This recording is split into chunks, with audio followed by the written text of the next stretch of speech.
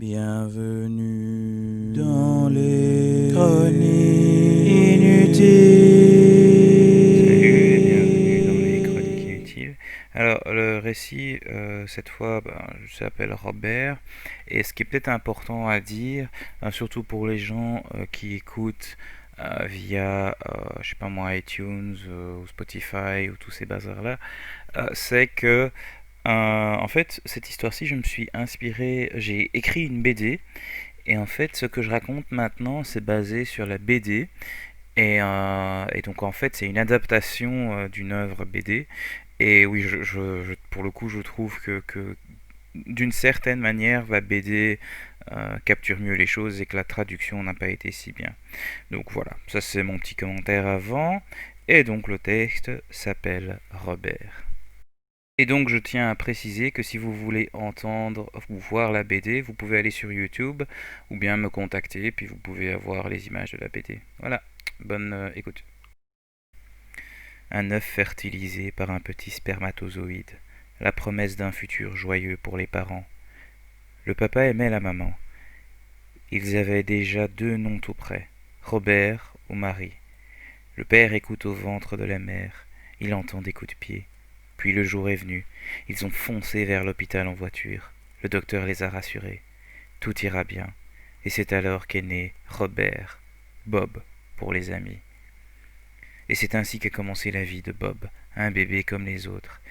Bob a grandi comme les autres, appris à marcher, appris à dire maman et papa, appris à frapper sur un ballon, appris à danser, appris à draguer, acquis son diplôme universitaire, commencé à travailler, puis finalement s'est marié. Une routine s'est installée avec sa femme. À la surface, tout allait bien. Dans son monde intérieur, les choses étaient différentes. Bob ne dormait pas la nuit. Il ne savait pas rendre l'amour que sa femme lui donnait. Il devait régulièrement se forcer à travailler juste quelques heures de plus. Il aimait pourtant ce job. Bref, Bob a continué à faire des efforts, jusqu'au jour où, dans une grande fatigue, sa voiture a percuté un arbre. Son sang était partout, sur la voiture, l'arbre, l'herbe et lui-même. L'assurance de son travail a pris soin de tous les frais médicaux. Tout était comme avant, sauf une marque sur son front qui ne semblait pas vouloir partir. Bob s'est retrouvé face à son miroir. Sa réflexion semblait lui demander Qui es-tu? Et Bob a commencé à sérieusement se demander Mais oui, en fait, qui suis-je? Bob voulait la réponse à cette question, mais il avait trop de distractions. Tout ira bien, monsieur. Arrête de le toucher. Bob est beaucoup plus silencieux. Tracasse, frérot. Je l'aime encore, mais souris, Bob. Tu m'énerves, Bob. Écoute, Bob, tu vas la perdre. Reprends-toi. Qu'est-ce qu'on peut faire pour l'aider? Papa, laisse papa tranquille, il ne réagit plus à rien. Votre mari ira bien, madame. Il a juste besoin d'un peu de repos. Comment tu vas, Bob? On est avec toi. Bob parle bizarrement. Courage, frérot. C'est juste une blessure. Je ne le reconnais pas. Nous n'avons pourtant détecté aucun problème au niveau du cerveau. Cela arrive parfois, oui. Il faut être patient. Et ta petite, Bob? Bob, nous gardons votre poste pour quand vous reviendrez. Remarque, Bob fait peut-être semblant. Il est toujours dans cet état. Tu veux que je te trouve quelqu'un? Papa, prends soin de toi. On va vivre avec l'ami de maman. Appelle-moi quand tu voudras me parler. Mais malgré tout ça, cette question a continué de l'obséder pendant longtemps. Qui suis-je? Bob a commencé à vivre seul, seul dans un parc. Il lui semblait que c'était le seul endroit où il y avait encore du silence, pour réfléchir. Qui? Bob? Non, il a fini à la rue. Non, c'est ce coup au cerveau. Il est devenu un peu fou. Il habite dans un parc, je t'assure. L'esprit de Bob semblait voir une sorte de... Non, l'esprit de Bob semblait voir une sortie de tous ces bruits. Le pire est quand même pour sa femme et sa fille. Je la comprends, elle ne voulait pas d'un mariage comme ça. Il n'a même pas engagé d'avocat pour le divorce. Bob a commencé à grimper un arbre. Heureusement qu'elle est encore jeune. Oui, elle peut encore se trouver quelqu'un de stable. Il paraît que sa fille demande souvent de ses nouvelles. Bob atteint le sommet de l'arbre. Le sol semble être le seul moyen de se libérer de tous ces bruits. Ce serait mieux pour cette fillette de l'oublier. Oui, il lui faut un nouveau père. J'espère qu'elle s'en sortira. Elle a beaucoup souffert. Comment a-t-il pu lui faire ça? Bob a sauté. Sa tête a percuté le sol en premier. Du sang a giclé. Il a cru que les voix s'arrêteraient, mais non. Elles semblaient perdre leur sens. Elles parlaient une langue qu'il ne pouvait pas comprendre. Puis il a regardé devant lui. Il a vu un trou dans le sol. Il a vu le trou que sa chute a créé. Malgré sa souffrance et le manque de sang et d'énergie de son corps, il tire son corps sans vie jusqu'au trou. L'effort est bientôt fini. Le trou s'approche. Il fait le dernier effort et tombe dedans. Il ne savait pas arrêter cette chute. Chaque seconde qui passait, chaque seconde qu'il tombait, une partie de lui se détachait. À la fin, rien de Bob ne restait. Que suis-je? Attends, où suis-je? Qui suis-je? Quand suis-je? J'étais dans le parc, puis j'ai cassé ce truc. Je suis passé à travers. Où est mon corps? Je ne ressens plus rien. Rien, rien, rien, rien. Mort, enfer, paradis, rien. Est-ce que je pourrais y retourner? Ma femme, ma fille. Merde, comment elles vont? Je veux retourner. Bob a commencé à sentir une présence, comme s'il était observé, comme si toute sa vie était racontée à des esprits ou des présences qui l'observaient ou l'écoutaient. Une présence qui semblait lui vouloir du bien, une sorte de présence qui observait sa vie et son évolution, une sorte de présence qui pourrait l'abandonner à n'importe quel moment, mais qui choisit de rester avec lui. Des âmes comme lui, mais d'un univers plus réel et plus profond. Qui êtes-vous? Je sais que vous m'écoutez. Je sais que vous lisez mes pensées. Êtes-vous Dieu? Pourquoi vous ne répondez pas? Vous savez quelque chose? Je vous sens. Votre monde a tellement de nuances. Vous avez des yeux tellement plus détaillés. C'est comme s'ils avaient de la profondeur. C'est dommage que je ne vous entends pas. Vous suivez ma vie depuis combien de temps? Toute ma vie? Êtes-vous mon ange gardien? Aucune réponse n'arrive à Bob. Écoutez, ma femme et ma fille, je dois être un bon père. Je promets que si vous me laissez retourner, je ferai de mon mieux. N'arrêtez pas ma vie maintenant. D'accord? Oui? Sérieusement? On peut continuer? Vous allez continuer ma vie? Ah, merci beaucoup. Puis Bob s'est réveillé, là où il était. Rien n'avait changé, juste son point de vue. Il a voulu partager son point de vue. Sortez de vos routines. Le monde n'est que des moments. Il y a d'autres niveaux d'existence. Nous n'existons pas. Vous n'avez aucun contrôle. Vos vies sont déterminées par un écrivain suprême qui dicte chacune de vos actions. Il n'est qu'une personne dans un autre monde beaucoup plus grand que le nôtre. Dieu n'est pas ce que vous croyez. Libérez-vous. Sortez de vos habitudes. Nous ne sommes que des images dans un monde plus grand. Il a tenté longuement, mais seuls d'autres libérés ont compris son message. Tu fais de belles analogies. Merci. Alors, t'as convaincu du monde à suivre ce chemin? Non, pas vraiment. Ah, mais tu dois être un nouveau libéré en fait. C'était quand ton éveil? Il y a un an, quelque chose comme ça. Ça explique tout. Écoute, tu veux quelques conseils? Oui, bien sûr. Alors, tout d'abord, bonne nouvelle. Le chemin que tu as fait, que j'ai fait et que d'autres avant nous ont fait et que probablement d'autres dans le futur feront aussi, est un chemin qui se fait seul. C'est un chemin interne qui se fait soi-même. Personne ne peut aider et personne ne peut l'influencer. C'est à la personne elle-même de le faire. Donc bonne nouvelle!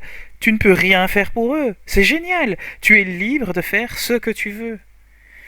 Bob a entendu plusieurs fois une variation de ce message. Il a mis du temps, mais un jour, il s'est réveillé et a accepté ce point de vue.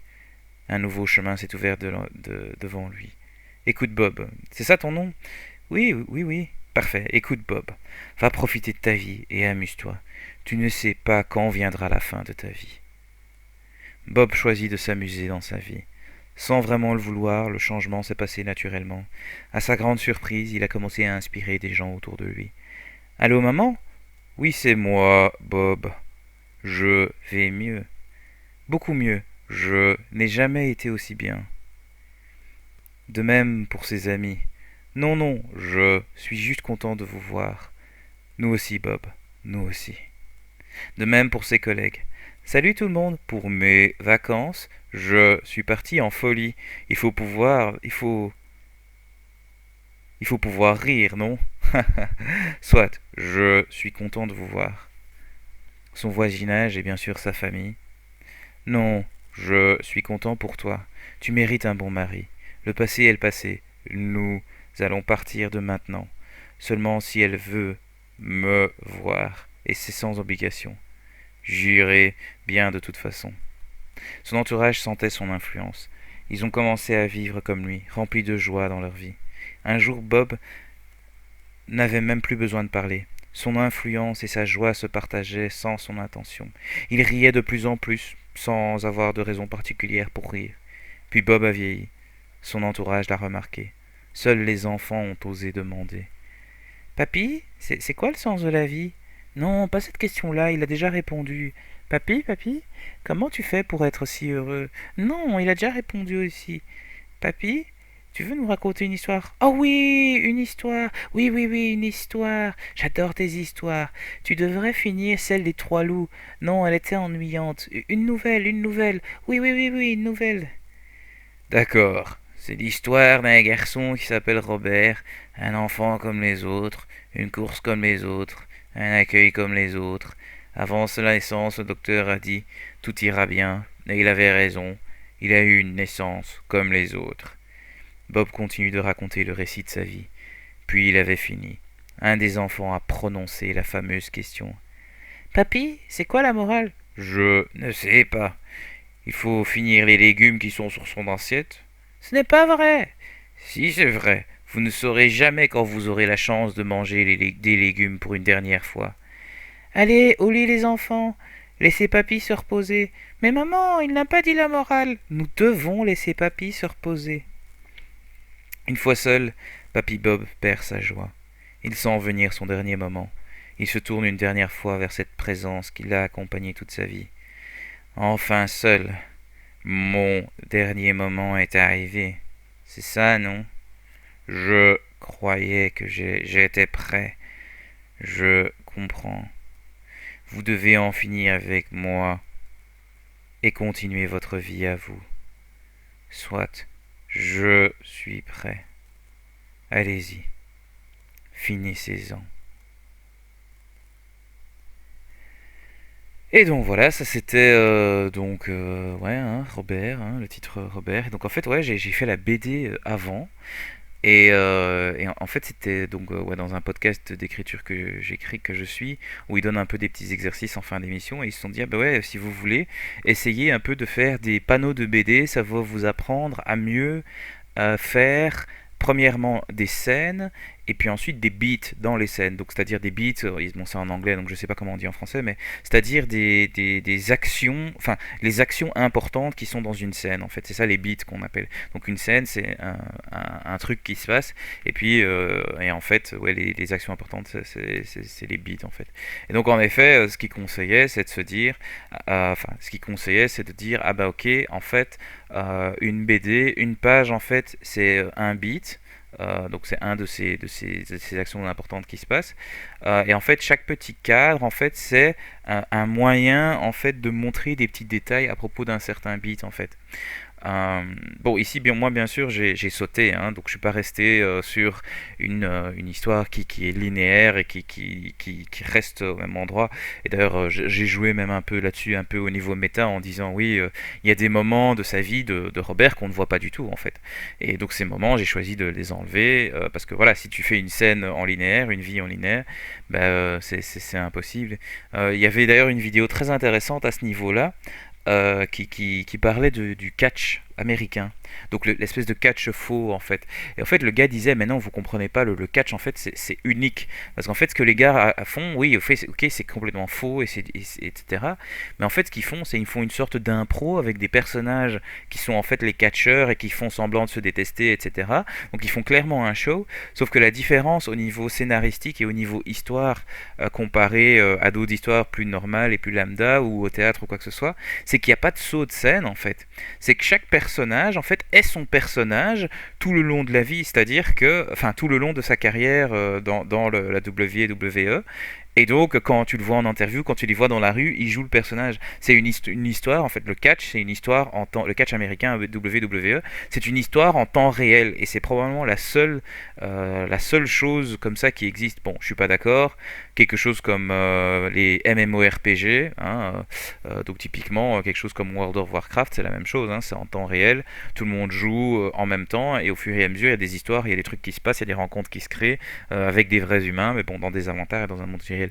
Donc oui, il y a quelque chose d'unique dans les jeux vidéo au niveau artistique qu'on ne peut pas avoir via les autres arts, et même chose pour le wrestling. Et donc pourquoi je parle de ça, c'est de se dire, ah ben ouais, ok, là ici j'ai fait une petite BD, donc en effet j'ai sauté certains trucs, et puis comme vous remarquez, il y a certains trucs où j'ai mis beaucoup plus de détails, comme par exemple la scène où il saute de l'arbre, ça c'est un. Ensuite la scène où il est plus ou moins dans une sorte d'autre dimension, là aussi j'ai mis du temps. Et puis la scène où il essaie de convaincre des gens. Bah non, cette scène-là, non, ça aussi, c'est sur l'espace d'un an qui est révélé après qu'il essaie de convaincre des gens, hey, libérez-vous, etc. Donc voilà. Donc en effet, c'est intéressant. Je conseille, s'il y a des écrivains qui écoutent, je conseille ça vraiment à tout le monde, parce que du coup, vraiment se limiter à... Enfin, en fait, se forcer, je vais peut-être expliquer comment j'ai fait. Du coup, en fait, à la base, ce que moi j'ai fait, j'ai noté, à la base, je comptais faire 23 pages, hein. Ici, on a que 13, pour ceux qui ont regardé la vidéo YouTube. C'est qu'ici, on avait que, à la base, il y avait que 13 ou 11 pages, quoi. En fait, à la base, j'en avais mis 23, avec 23 bits différents, de selon l'histoire que je fais. Attention, François fait du plotting, hein. C'est nouveau. Là, j'ai fait du plotting, donc avant même d'écrire une seule ligne de ce texte ou de faire un seul dessin. Donc, j'ai écrit comment l'histoire allait se dérouler. Ça s'est pas déroulé exactement de la même façon, mais le début et la fin sont le même. Et en fait, ce qui s'est passé, c'est que je me suis rendu compte que certains des bits que moi j'ai définis à l'avance, ben, en fait, étaient absolument pas importants et je pouvais les mettre ensemble avec des autres, en fait. Donc, je donne un exemple peut-être concret. Bah, par exemple, à la base, moi j'avais noté sa perception s'affine et il voit des choses qu'il n'avait jamais remarquées avant. En fait, ça j'ai saqué carrément. Cet aspect-là, je me suis dit, mais non, c'est pas tellement important dans l'histoire. Puis un jour,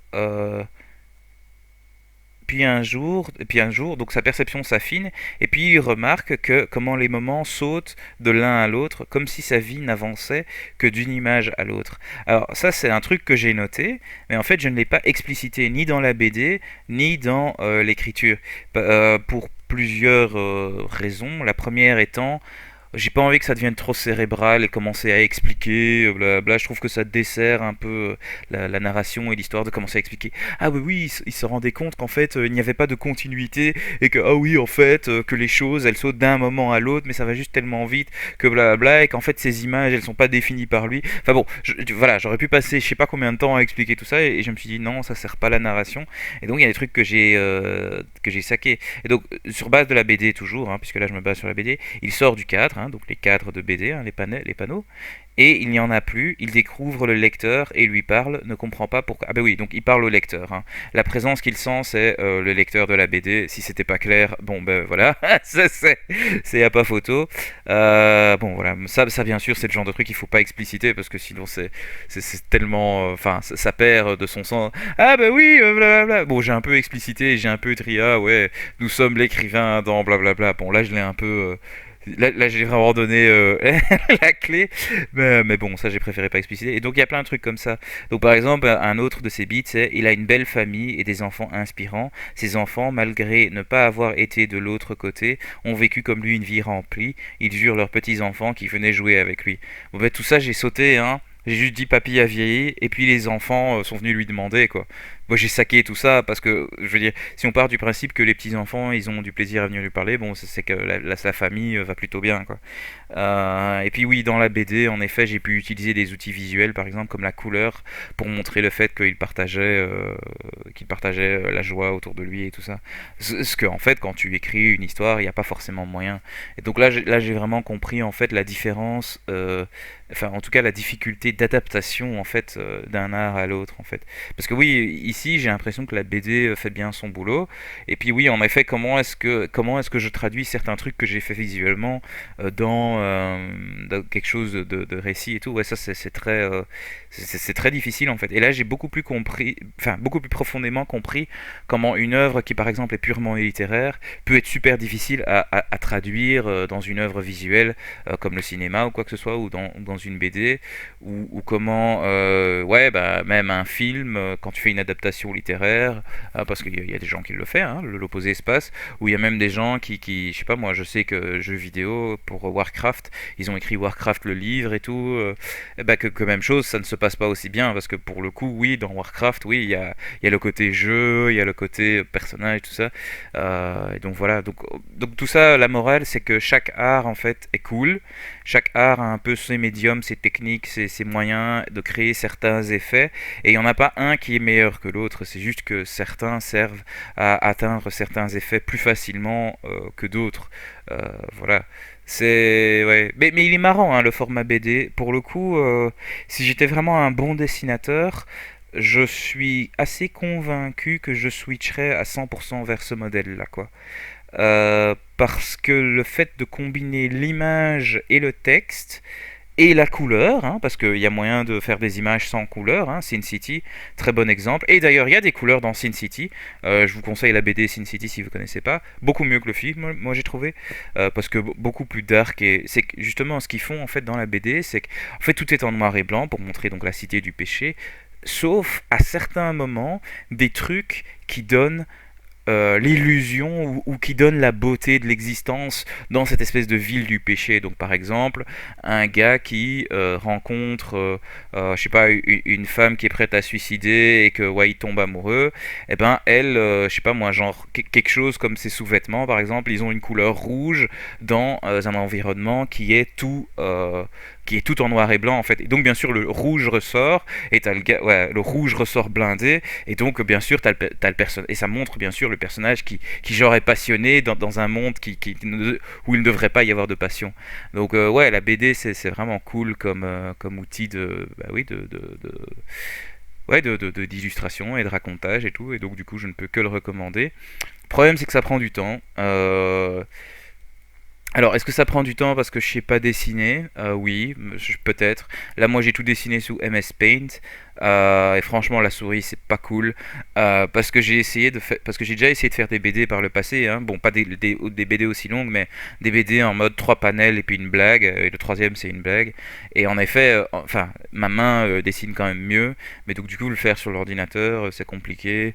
Je sais qu'il y a moyen d'acheter des espèces d'outils, des espèces de tables où tu mets un espèce de stylo très précis et tout, mais bon, je suis pas graphiste et fondamentalement je sais pas. Oui, peut-être que je devrais aller dedans, mais c'est pas ce qui m'intéresse le plus en ce moment. Donc oui, hein, j'ai toute ma vie devant moi. Un jour je ferai peut-être du graphisme, mais donc voilà. Pas pour le moment, vu que là je suis plus dans l'idée faire une histoire courte, apprendre la narration, apprendre à raconter une histoire qui a du sens. Ça c'est un peu mon challenge cette année, et avec écrire une histoire courte par semaine. Et donc voilà, est-ce que j'ai encore quelque chose à dire?